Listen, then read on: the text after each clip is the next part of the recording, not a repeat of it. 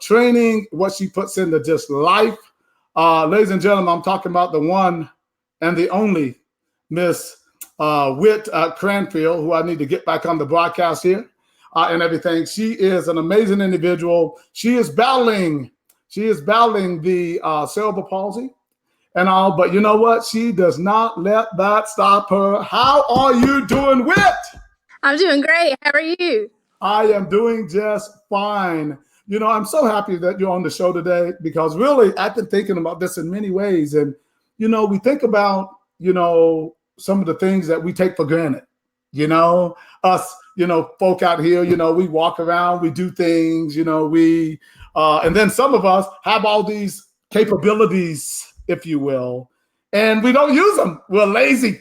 You know, we get fat, we get out of shape. We have all these illnesses and diseases and things like that.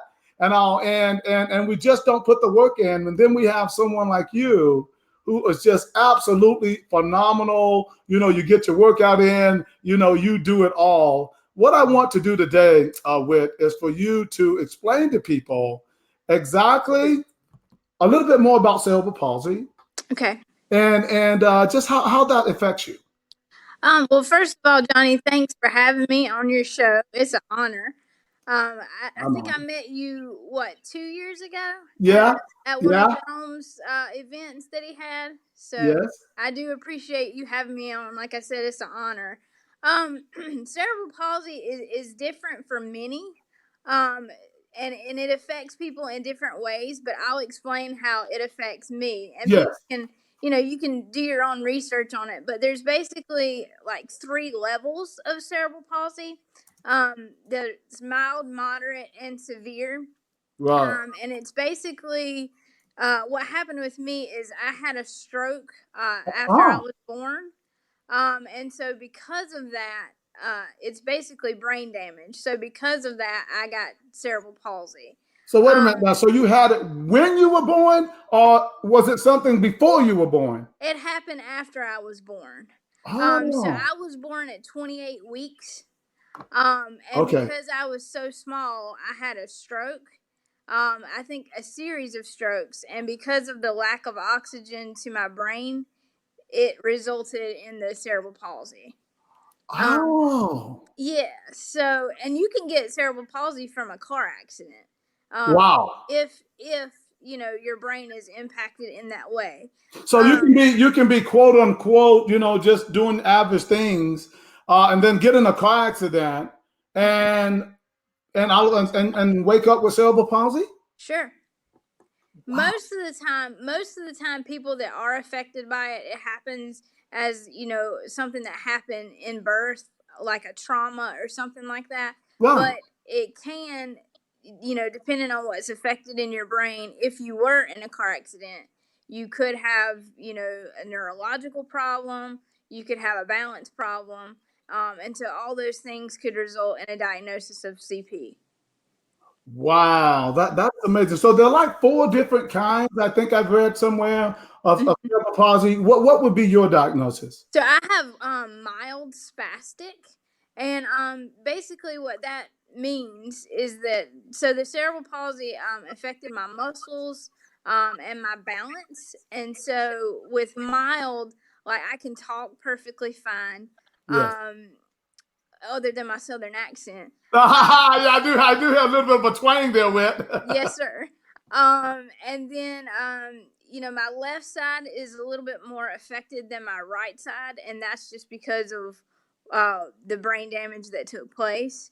So my motor skills, and Jerome can tell you a little bit more about that as well, but my motor skills are a little bit more affected on the left side than they are the right side. And so I can walk. I just have to walk with assistance, like with a walker or something like that. Right. So I'm going to be a little inquisitive here because sure. I really want to get educated on this because and the reason why I wanted, you know, to bring you on the show for a lot of reasons, obviously to educate people and because you are truly a martial artist. So how much does the brain, well, I know the brain and the heart kind of work hand in hand, but you think that it has anything to do with the fact that your left side was affected, the fact that your heart is on the left? Is there any correlation there? No, so the right side of my brain was affected. And so it's it's opposite. So whatever is impacted on the right of your brain, the left side of your body is going to be affected. Ah, ah.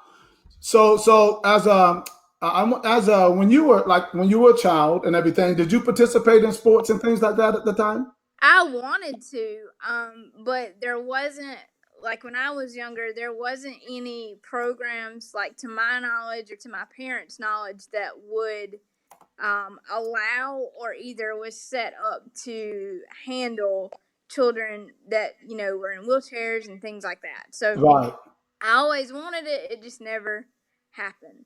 Um, Okay. Okay. So and in that, you practicing other things like piano and stuff like that. We know later on what you're gonna get into, but were there like other things that you were maybe focused on doing? I was very active in like theater when I was younger. Ah, My school had plays and things like that, so I always participated in that. That was the one thing that I found that I could do. right, Um, right. Well, your parents seem to have been pretty active in putting you into a lot of stuff, though. It seems like, they were really pushing you. Tell me a little bit about your parents. well, they're awesome. For one, they both. My mom is a dance teacher, so Ah, she runs her own business, and my dad is the manager of our center theater in town, which hosts all of our like dance recitals, plays, those types of things. So, right, right. You seem to have a pretty big family. If you can see that picture right there, who are some of those people? yes, sir. My dad is in the picture. He's the one closest to the camera on the left. Yes. And then my cousin's wife is next. Let's see. It looks like my cousin Sarah. So it's mostly that's aunts, uncles, and cousins. Right, right. They seem to give you a ton of support. I mean, like all the time. Oh, And absolutely. I mean, has that been where you kind of got that go get it attitude from? Oh yeah. Oh yeah. One of the things that they taught me, growing up is, they said nobody's gonna hand you anything. You're gonna have to go get it. Right, And we could have three shows on this, but I think that's the issue with a lot of people is that they think it's just gonna fall in their lap, and in my case that hasn't been the story. I've had to work for every single thing that I wanted, and there's nothing wrong with that, and I don't think that if something comes easy to you that you're necessarily handed it. They just always taught me that you're gonna have to advocate for yourself and you're gonna have to go get it. right. Well, I know that one of the things too that go get it attitude is certainly important. But when you were a child, like in my situation, I guess I kind of aspired to be like Bruce Lee and stuff like that, and wanted to kick and punch and Bill Wallace and people like that who I really analyzed. Um, Someone with cerebral palsy, what things? Who inspired them? Who would be their heroes? Would it be someone that maybe has those conditions and maybe were successful at it, or successful at other things, or who inspires you? Who? There, there's a lot of people. My parents obviously. They've been huge supporters of me.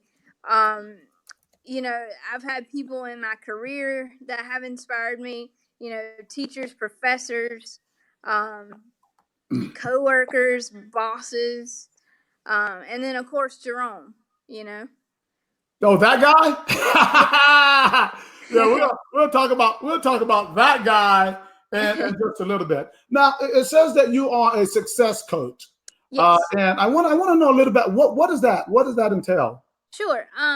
The way I break it down for people, so I work at a local college, which is actually about to be a university, next next week actually.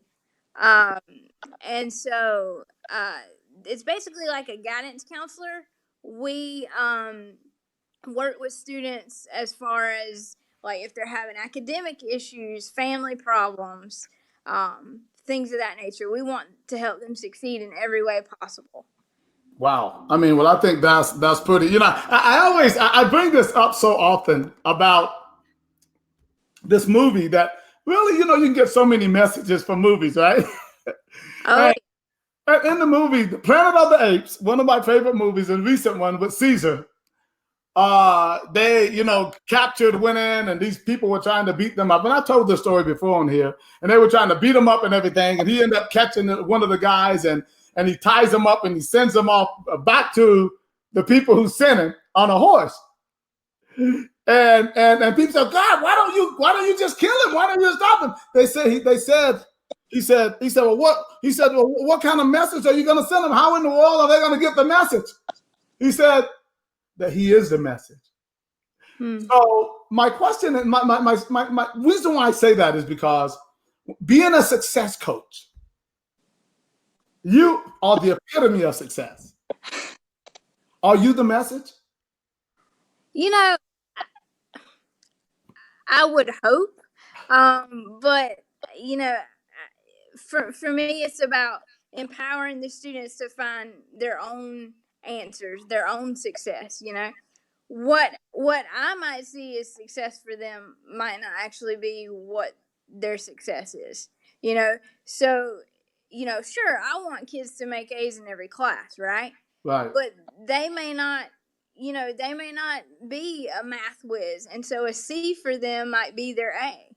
And so if that's the goal, then we want them to graduate, and we want them to have good, successful lives. So if that's their best, then that's their best. Absolutely. Everybody's best is different. That's so inspiring. Okay, so you're in the martial arts, right?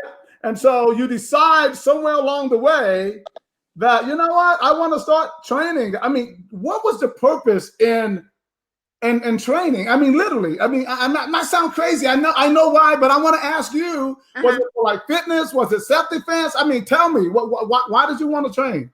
Have you ever heard of the show The Ultimate Fighter? Yes. Okay. I watched that show. It was season 18. Which I watch every season, but season 18 in particular, there was a fighter on there by the name of Jessamine Duke. And she was like, for some reason, she was super inspiring to me. Just her story. We both grew up in the South. She had a great supportive family. She's a great fighter. And so she was just super inspiring to me. And so she would do live streams of her video games and things like that on Twitch. I don't know if you've heard of that streaming channel. Sure. And I would get on her chat rooms and chat with her. And I just started asking her questions about like how she got involved. And so it started getting interesting to me, just watching how the fighters would train, how they would eat right, and just that lifestyle was so cool to me. And so, that's really what got me interested. Plus, having cerebral palsy and weak muscles and back muscles, I had a little bit of a pot belly going on.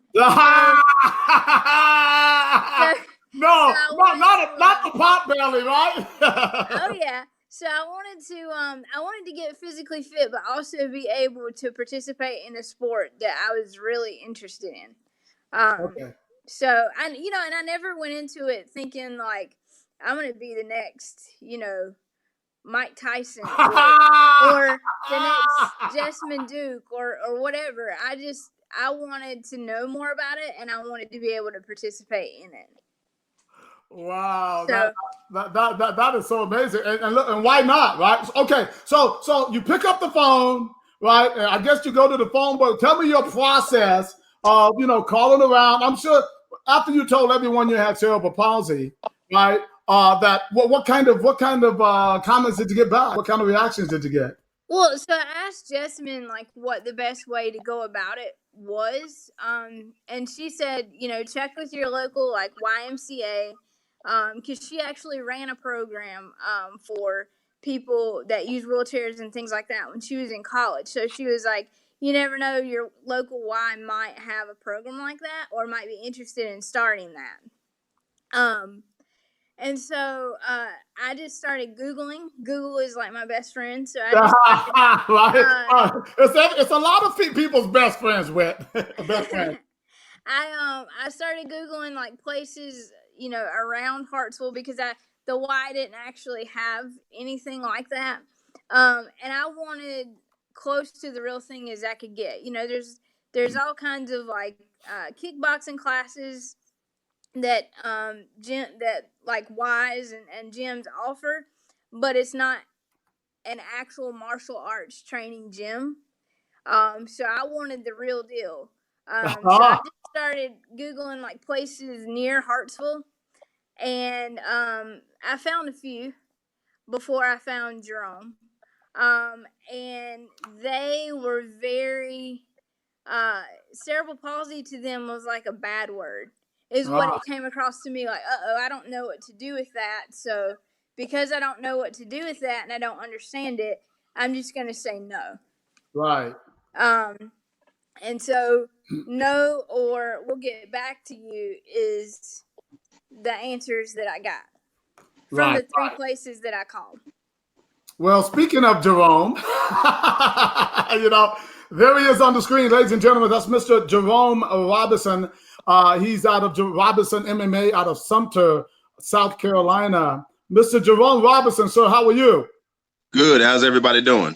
Doing great, doing great. And we're going to obviously be talking to you in the second half of the show about some things as well. But what do you think about that young lady right there in the middle? Oh, she's awesome, man. She's awesome. I've been, I guess I'm just popping up on the screen. So I was there to see you all's dialogue for the past 20, 30 minutes. But yeah, everything that Whitney's saying, I've heard before, but I never get tired of hearing it because what she's saying is true. And I learned something new. I did not realize that you could get in a car accident or get some type of injury and actually come down with cerebral palsy. But I myself I'm personally grateful for everything that I can do, and people in general. I think a lot of times the reason people treat other people a certain way is because they think they're immune or above something else, or they're better than other people. But like Whitney just said, you could get in a car accident and boom, you have the condition as well. So that whole feeling of being grateful and being humble is should go a lot further nowadays with more people. So do you think that's how it's kind of changed you and affected you in some way? That, the fact that, have you had anybody in your life that you worked with before that maybe had a condition similar to this? Have I? Yes. I do have a few special needs. I have one young lady, she's autistic nonverbal, so she doesn't really talk, but she'll come in and I'll train. We do private sessions together and I'll take her through the workout, show her what I want her to do. Some stuff that she's not quite comprehending or doesn't understand or don't like. Sometimes I handle the ball and I want her to lift the ball, but sometimes she'll throw the ball. So I'll find an exercise that she can do. And then the more she comes, the more I switch up the exercise, she's making progress. So I have a few people I work with who have special needs that you have to devote that time to. But I definitely enjoy doing it because similar to Whitney's story, when her mom and I've had another young lady and another young man I work with, their parents reached out to other places. And for whatever reason, they said the same thing, pretty much like Whitney said, we'll get back to you, or we don't have anything like that. Or can I get your number? And we might reach back out. And as soon as they call me, I'm like, sure, let's try it out. Let's see what happens. So just like for Whitney, it's been going on, 3 years now? 3-4 years? Almost 4. Almost 4 years. Yeah. Wow. Our anniversary, Jerome. What's that? I said you almost forgot our anniversary. Almost forgot. Oh, wow. So, Jerome, what is it in your head that makes you feel that, you could create a program for, someone like Whit? One of the things that I tell people all the time when it comes to my martial arts training, sometimes, and there's nothing wrong with it, sometimes you'll see instructors who are teaching their curriculum and they have their book out or they have their notes and they kind of go by it step by step, or they kind of use it to reference. But for some reason, even when I was back in my garage over 10 years ago teaching, I would have a lesson plan to write something out. And I realized after class went by, I didn't do anything in the lesson plan. It was all in my head. So, and then at the same time, you can't train every client and every individual the same way you train everybody else. So you have to make things different based on someone's skill level. Because if you try to train everybody the same way and someone doesn't feel comfortable, you're going to start losing clients. So in Whitney's case, and Whitney can tell you, very seldomly do we do the same thing every session because it gets boring. And we want to use, I'm a big believer in muscle confusion, challenging the body to do something different. So you would think with Whitney being on a wheelchair, there's only certain exercise that we can do, but I try to find ways to use resistance bands or boxing gloves or medicine balls or an eskrima stick to mix up the workout. So she's having fun, getting excited. And the biggest thing for her is increasing that range of motion. So I can honestly say that's one of the things I think I've just been blessed with as a gift, to be able to work with people, different skill levels, and still be able to get them a good workout without just making sure they stay safe without injuring them, you know? Well, you know, and Whit, I mean, I see you on those mitts. Man, you're popping the mitts, and I see you blocking. I mean, what does it do for your muscle memory? How do you feel afterwards, after a workout like that? I'm usually sore. No kidding.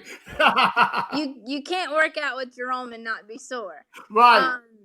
But, you know, I'm a lot stronger than I used to be. I think when I started with him, like, I could barely, you know, he had to sit up close for me to even be able to reach. Like, my range of motion wasn't anywhere near what it is now. Right.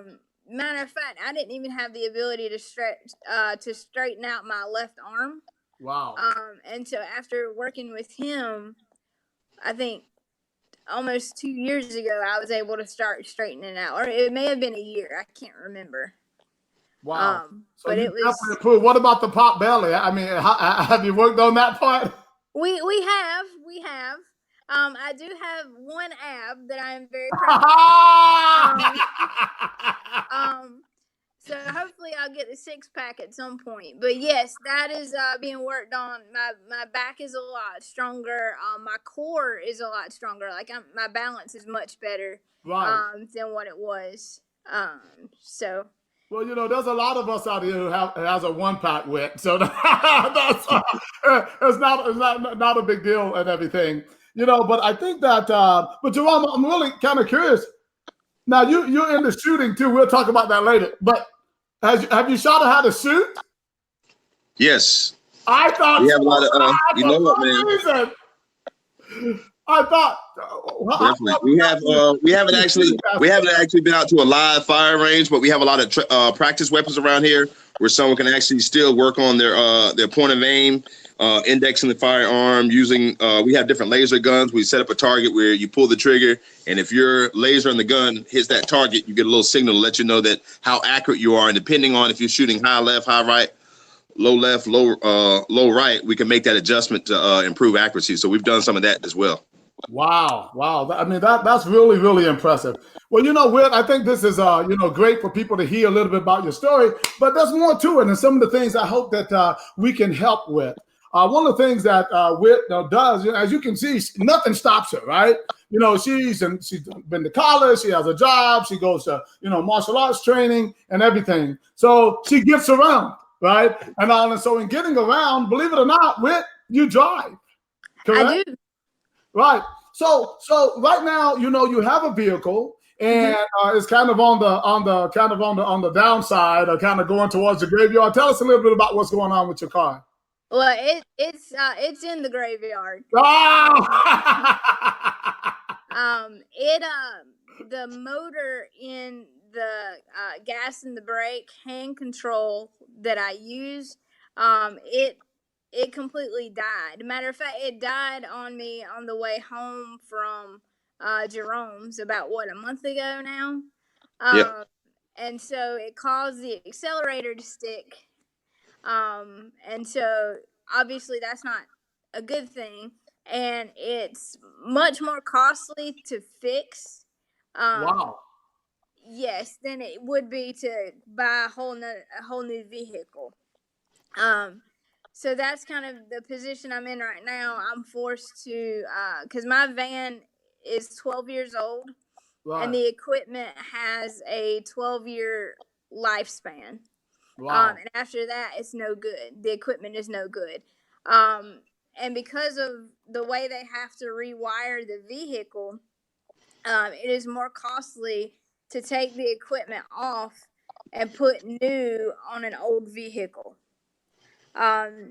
Because if the new equipment if the van messes up with brand new equipment and I have to buy just a new vehicle, it's more costly. You see what I'm saying? Because then they have to take the new equipment off and put it on a new vehicle.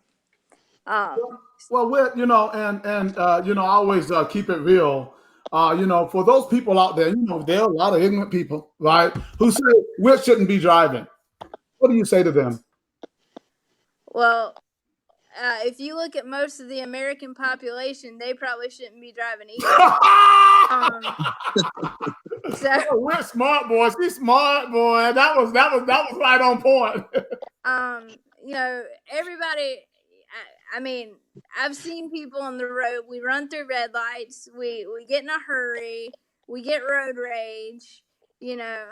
I am trained to drive, so it's not that I just hop in a vehicle and go. The first time that I ever learned to drive, it was a 2-week process. Right. This time for my new vehicle, I had a guy come down, and he came down for a day, and we looked at different equipment for this new van. Because the gear shifts and everything are very different, aren't they? Yes. There's all kinds of equipment out there. So it just depends on what's good for that person. And so the evaluator determines that, and he writes a prescription. It's literally a prescription that basically has for this special car. Absolutely. So I couldn't, matter of fact, when I was talking with a van company and telling them what type of equipment I needed, they actually asked me, do you have a prescription? Because if you don't, we can't do the vehicle. Wow. Okay. So they take, it's super serious. And my license even has that I'm supposed to drive with this equipment. So if you had an adapted vehicle that was a little bit different from mine, and I drove your vehicle and I got in an accident, like, I could get in trouble because your equipment is not designed for me. Well, I think really that people need to be educated more on this and everything. But you know what? This is what gets me, is that there are millions and millions of people. There are a lot of needs out there. I get it. But a lot of us, we take our money and there's nothing, we can't tell you what to do with your money. But what I do know is that when you have a cause like this for a great person like Whit, who is doing great things, who is a success coach, who is living and fighting cerebral palsy, but still just thrives and so productive. I mean, everybody should be able to spare $15, $20, $5. It doesn't matter, right? Every bit helps. I mean, think about it. If I kind of did the math, let's say right now you have like 2,500 on there or something like that, and you need about 50,000. Now, 50,000 might sound like a big number to just us, average folk, right? But I also know that if there were 2,400 people or 2,500 people decided to give $20 a piece, you would have it. You could buy your car, right? Right. Or there might be a car dealer out there that can offer you a special deal on it or whatever. What I'm asking is for all of our martial arts family out there, and we have them across the country, because when we put the notice up the other day, I got a couple calls and some emails about people trying to offer product for you to sell, to raise money, to get your vehicle. Jerome Robinson, tell us a little bit more about how important it is for her to have this vehicle. Oh, it's definitely important for her to have the vehicle. One of the things that I'm really commend Whitney for is when I first met her and I was asking about her condition and how it worked with disability and pay and working a job and all that, she explained to me that she, I believe you said you were getting disability? I was. She was getting it, but when she decided, but she didn't want to just sit home and watch TV all day and just collect a check. She wanted to actually get out there and work and be as normal as possible with her condition. So when she started working and producing an income for herself, then a lot of her benefits that she was getting got cut off because they said, well, now you're obviously working, so we're not going to give you this money anymore. And a lot of people, they would have been like, I'm in a chair. I don't want to have to be out and about driving, dealing with people all day. I'll just sit home and collect a check. So Whitney didn't receive that benefit anymore. she's working now, creating an income, and it's not fair for her to just sit in the house just because she's in a chair. She still wants to be able to go out and see friends and family, come to the gym, do things that normal people do, and having a safe, reliable vehicle is definitely important for all that. Well, I tell you what I want to see this happen for the martial arts community. If you are right now listening, watching the show, and you have your wallet in front of you, right, with your card, go to GoFundMe, get Wit Wheels, right, and drop a couple dollars in there and stuff. I think that is going to be one of the best things that you could ever do. And again, all it takes is a few of us to make this dream come true for her. So I want to do all that I can with my show and the connection I have out there. And I've actually spoken to some other folk too. So hopefully, we'll get some even better news, in the near future about what we can do. But even in the process of that, I would like for everybody, all martial artists, if you follow AK Promotions, Johnny Davis, IKF Kickboxing, and you look at this notice here, this show, I want you to take a minute to go GoFundMe and just drop a couple dollars. Doesn't take much. Everybody could help. And I see that someone wrote on there, I saw Felix Cadena over there, he put Graham Nelson's name on there. And the reason why, I'm not going to put Graham on blast. We know who he is. Davenport Motors. Huge car dealership. So anyway, he's a great guy. But there's some people out there who I know that can offer, you some help. You guys have a fundraiser or something going on tomorrow too, right, Jerome? Yes, sir. So what we're doing tomorrow is we have a 4-hour block from 10 a.m. to 2 p.m. where I've been advertising at local businesses. I actually got one of the hardware stores across the street. They're donating, Simpson Hardware is donating car wash supplies. Wally's Hardware here in Sumter is donating some car wash supplies. We have some supplies from the last time that we did a car wash. So from 10 to 2, we're going to be doing a car wash for donations only. And we're going to try to see if we can raise as much money as possible to help Whitney with this expensive cost that's coming up with her new wheels. Get with some wheels. Yeah. We definitely need to make this happen and everything. With any final thoughts to people maybe supporting this or about cerebral palsy? No, just whoever you are, if you donate, thank you so much. I really do appreciate it. And where do they go to? I just want to make sure I have the information correct. Where do they go to make the donations on GoFundMe? Sure, it's GoFundMe, and then it's .com/get with some new wheels. Right, I like that. And who came up with that? Jerome? Did Jerome come up with that or what? I mean, I don't know. Did you, Jerome, or did I? Yeah, did we? I did. I did not even know that, but I kind of figured it sounded like something kind of catchy. Well, I'm sure if I didn't come in, Whitney would have came up with it anyway. We think alike, so either way, we both came up with it. I can't take all the credit.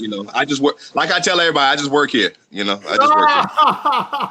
Oh, guys, I love the relationship, guys, and you guys are really great inspiration for a lot of people out there. And oh my gosh, you're awesome. I want you to keep up the good work, keep moving forward and everything that you're doing. Being a success coach is perfect for you because you are successful. You are the epitome of success, young lady. So keep up the good work. And I look forward to speaking with you again somewhere in the not so distant future. In the meantime, I hope people will go to GoFundMe and go Wit for Wheels and it'll come up and get that car for her.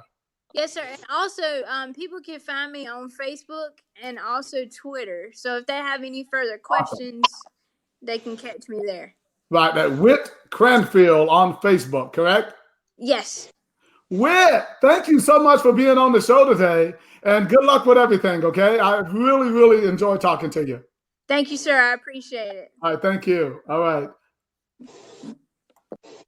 All right, ladies and gentlemen, there we go. We were speaking with Miss Whit Cranfield there. Now we're going to continue our conversation, as I said a little bit earlier today. But I just want to say, with people like Whit in the world, it makes the world a better place. She's the greatest example of being productive, being positive, and battling something that a lot of us may not have to deal with or do not have to deal with. But she's battling and she's doing it in the best way. So if you decide that you want to go to GoFundMe, get Wit Wheels, and give her a donation, put it on here. Let us know that you've done it, and I certainly will appreciate it and all. I just want to do all we can to help her out. But Whit, again, thanks so much for being on the show. So what we're going into next, guys. Now, earlier in the week, you guys heard me write a little bit about the John Wick movie, right? So I went to the John Wick movie, and guys, to me, it was too much. It was just way, way, way too much. And, then there was a guy who was sitting beside me, about 2 chairs down. I don't know what was going on with him. Big kind of heavyset guy. 2 guys were sitting right in front of us. And the guy's phone went off. And he yells at them, "Cut it off!" And I'm like, who does that? So it's like he was ready for something. That's just my opinion. So there's an attitude going on now that really just concerns me. And we were watching a really violent movie with a lot of people, getting killed in the movie and stuff like that. And then I'm sitting in there with a person who is just kind of like he was on edge, like something could go down at any moment. It was just a little bothersome to me. So I thought, and the fact that Mr. Jerome Robinson is a weapons expert, he has some great opinions on this. Just want to change gears for a moment because I definitely want to talk about this, the John Wick movie and how it might be affecting society. So what I want to do is bring Mr. Jerome Robinson back on, right, and have a little chat with him about this movie. Jerome, hello again. Yes, how you doing, man? Good, man. Good. Good. So you saw my little rant. I saw your rant. Week after I told you I walked out on the movie because I just thought John Wick was just way, way, way, way too violent. And then there was a whole thread of people just writing things and saying that, well, you should have seen 1 and 2. No, not really. 1 and 2 had to be probably as violent. Well, if you only understood why he was doing that, then you could understand the violence. Okay. But do we have any level of responsibility to society about what kind of movies? And I know this has been an old topic, right, for a long time. But I just want to ask you, being a martial artist, being a gun advocate and everything, tell me first, what are your thoughts? Did you see the movie? Have you seen one? I have not seen the movie yet. I've seen 1 and 2. I haven't seen 3 yet. Oh, you've seen 1 and 2. Okay. Yes. So give me your opinion on the over the top violence in the movie. So me personally, as it relates to martial arts training and of course a lot of firearms and weapons in movies, I personally love it. I love it. I know Johnny got up and left. Wrong show. Let me tell you. No, I'm kidding. No, I want your opinion. I want your honest. Yep. So I personally love that. My brother and I had a conversation about it one time, and it kind of ties into what you said about the guy yelling at the guy's phone going off. Right. When you leave out the movie theater, depending on what you just saw, a lot of times if it was a love movie, you might hold your wife's hand a little tighter. If it was a movie that had a lot of violence in it, you might have your chest up just a little bit higher on the movie theaters, saying nobody better not mess with me. I just saw this movie. So a lot of times our bodies and what we see through our eyes, we visualize it, we absorb it, and it kind of becomes a part of us. So I get what Johnny's saying. And me and Johnny had a conversation earlier this week. Right. And I was telling him, as it relates to violence, we're surrounded by violence every day. When we were kids, we watched Tom and Jerry beat each other up, slam each other against the wall, cartoon characters, blow each other. They try to blow each other up with dynamite and explosives and shoot each other. Then as we get older, we have video games that promote violence. We go to the movies that have a lot of violence in it. Our music has violence in it. So for someone, and the reason I say I enjoy those violent movies, because I can watch that movie and it not change who I am and not make me more quicker to go hurt somebody just because I saw a movie. But a lot of people can't. So when you're tuning into those different resources that are stimulating your brain with violence, more than likely, you're more likely to become violent. Or if you're learning martial arts or fighting or doing a technique and you have wrong intentions, you may be more violent and use those techniques as well. So I can watch a movie like that and be responsible with it, but a lot of people can't. So the issue that we come into is people, like I told Johnny, and you hear people say it all the time. Oh, I don't do that. I don't need to do that boxing, MMA, kickboxing, crap, that mess. I'll just shoot somebody. I'll just shoot them, which is easy to say you'll shoot someone, but then you have to deal with the legal ramifications of shooting someone wasn't in self-defense. Then you have to deal with the moral aspect of I took someone away from their family, and can you sleep with that and deal with that every single day of your life? A lot of people say they can, but they can't. And unfortunately, that's why a lot of times you'll see our airmen and soldiers come back from overseas in PTSD. Sadly enough, they end up hurting someone else they love, or hurting or killing themselves because they can't deal with what they had to do over there. So saying I'll shoot someone, I'll just kill them, is a lot of times when you hear someone talking like that, it's an ego thing, and I don't normally try to distance myself away from people like that. And it's the person who, when you get in a conversation with them, they find a way to tell you that they love guns, they carry their concealed weapons, they do martial arts, they train.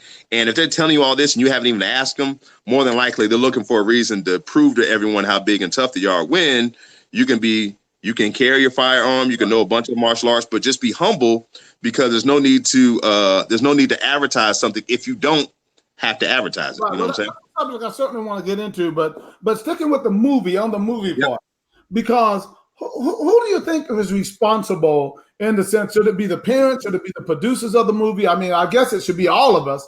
But what is your opinion on when people make movies? I know people can easily say, and I would love to hear some of you on right now, hear your comments. You can just write them in there. We might put them up on the screen. But who do you think is responsible when they make? Should we blame the movie maker, or should we blame the people who are going to the movies? I would definitely say the people who are going to the movie, because it's just like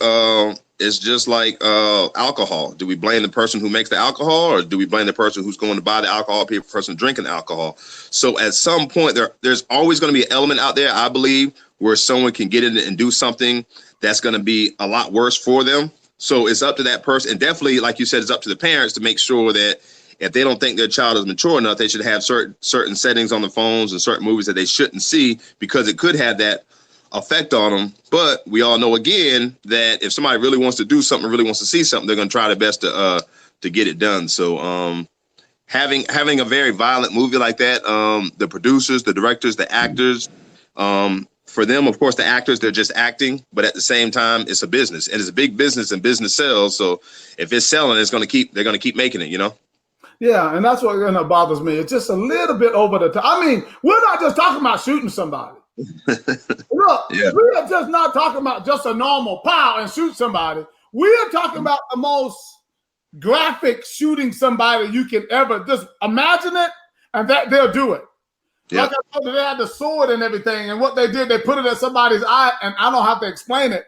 But the bottom line is, you would think, no, they're not going to do that. I'll be darned if they don't do it. I mean, you know, it's just over the top, and I just cannot think that it is not affecting the minds of some people. And like you said, everybody is not as stable as maybe we are, right? Well, whether I'm stable or not, that's a whole nother question. But the bottom line is that a lot of people might not be able to handle that, and they walk out of that movie theater, and they're going to might try to use that. So I'm just concerned about, you know, what we need to do as a society. And do we continue making movies like that, or do we not make movies like that? Or do we somehow, how can we stop this from happening when you got the internet? You have kids can go anywhere. There's got to be some responsibility up top, I believe. That's just my opinion. What do you think?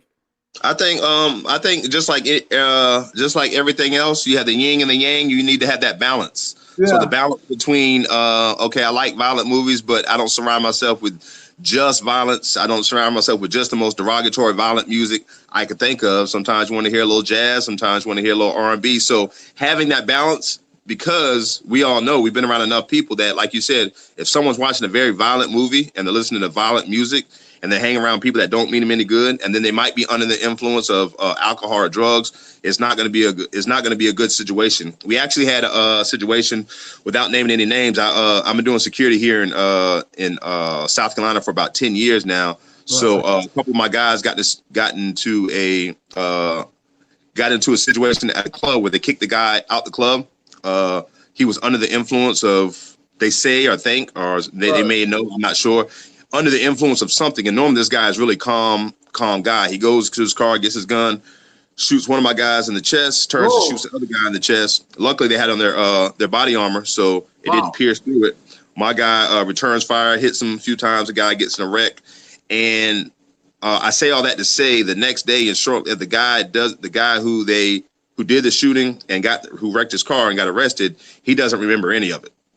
Wow. So for someone who was always calm, always respectful, nice person, and they said they think he may have been he may have went to a party or something like that where somebody might have put something in his drink or something. I don't know all the details about it, but long story short, he doesn't remember anything that happened. And then, but to be able to do that amount of violence and actually try to kill two people and almost kill yourself, it's crazy. It's absurd. Well, and that's the interesting thing when you talk about the gun laws. There's a thin line between sanity and insanity.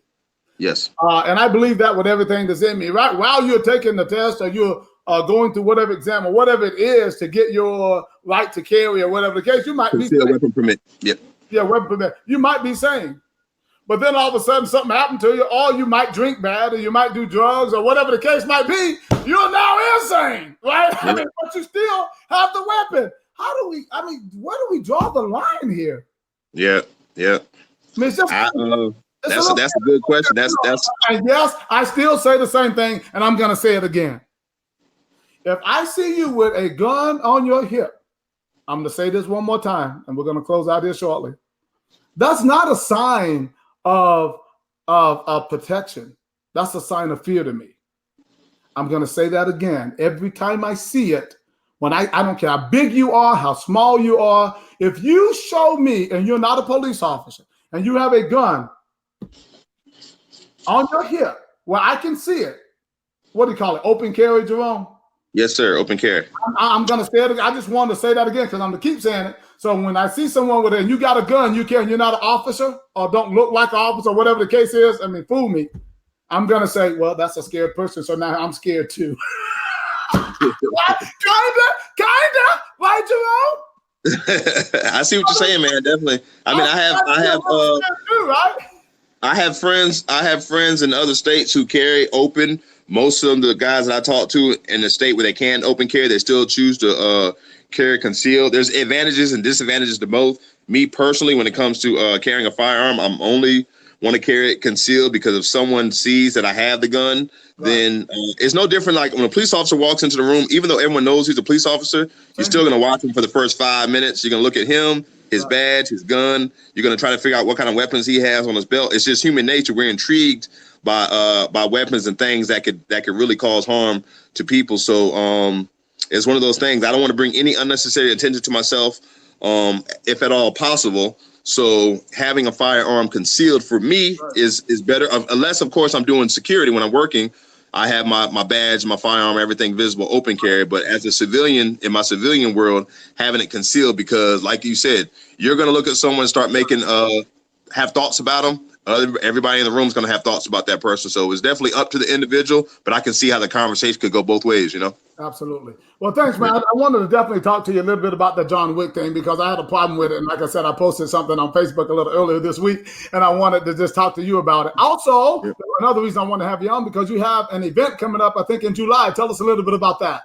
We do. We have our IKF point kickboxing and Muay Thai event here at the gym. That's July the 27th. Our last 2 point kickboxing events were highly successful. I can't think of all the gyms that came down, but I definitely want to give a shout out to Fortune, who came down with Panther MMA. He brought down a whole busload and drove over 3 hours to get to us. So we definitely appreciate that. There were a few other gyms that were there as well. Can't think of all of them, but I try my best. I have a really busy schedule. I'm here at the gym 7 days a week. So when people have PKBs within 2-3 hours of me, I try my best to make as many as possible. So we definitely went. It was actually over Memorial Day weekend. We went out and supported Fortune's event, and the event turned out really good. I actually had 2 of my guys get into the event. They actually both won. So hopefully this event. They won, huh? I mean, they did. You know, if we didn't win, I say they both did really well. But you know, they did. They won. They won. So hopefully with this next event in July, a couple of my students who are really good, who actually compete in all of the tournaments, actually 2 of them are injured. So that's kind of put a little damper on my kids competing. But hopefully in by July 27th, I'll have at least 5 to 10 of my own competitors here from the gym. And then all the gyms, of course, in the area are welcome. So we have a new facility. It's a 7,000 square foot facility. So we have a lot more space here to have our PKBs here versus my old gym. So we're looking forward to anyone who can come out July 27th, mark your calendar. We'd love to have you. Well, not only that, too, at the end of the year, we're going to do our event that we did this past year, which was extremely successful, December 15th. 15th, December 15th. So we're looking at at least two PKBs this year, July the 27th and December the 15th.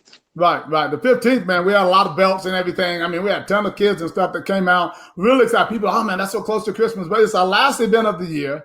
And we actually had a really good turnout and everything. We did. We had one of my partners, Mr. Richburg here in Sumter, Rodney Richburg, his son's birthday fell on that day. So it worked out really good. We put them in the boxing ring, and we had about 30, 40 people in between the boxing ring and hanging out with the spectators that came. So it was a really good event for us. Absolutely, man. Well, look, Jerome Robinson, the Robinson MMA out of Sumter, South Carolina. Hey, I want to thank you for being such a great sport, such a great person and individual, for even working, like with wit and the great things you guys are doing together. I mean, she's an awesome individual and all, but that makes you special too, brother. All right, so I certainly appreciate all you do for the sport and all you do for Sumter, South Carolina. Thanks so much for being on the show today, Jerome. We'll talk to you. No problem. All right, man. Bye-bye. Getting his punches in.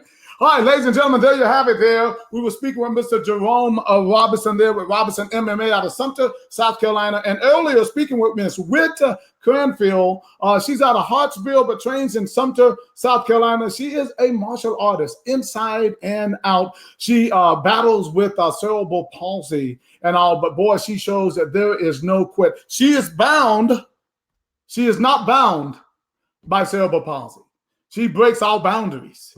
She goes out. She does it all. She, like I said, she skis. She, trains. I mean, she has a job. She drives and everything. So we're so glad to have her on today. And remember, she has a GoFundMe to try to get that special vehicle that she needs. Please go to GoFundMe and get Wit Wills. I think that's kind of something like that. If you type that in, it will come up. And let's help her get that special vehicle that she needs. I hope that we can go and check and see some good numbers on there at least sometime by tomorrow. I just want to thank you guys always for joining me here on Johnny Davis Live. We love what we do. We love the sport of Muay Thai and kickboxing. But again, we just don't talk about Muay Thai and kickboxing. We talk about the fighters. We talk about their lives. We talk about what they have going on. We talk about the fighter within.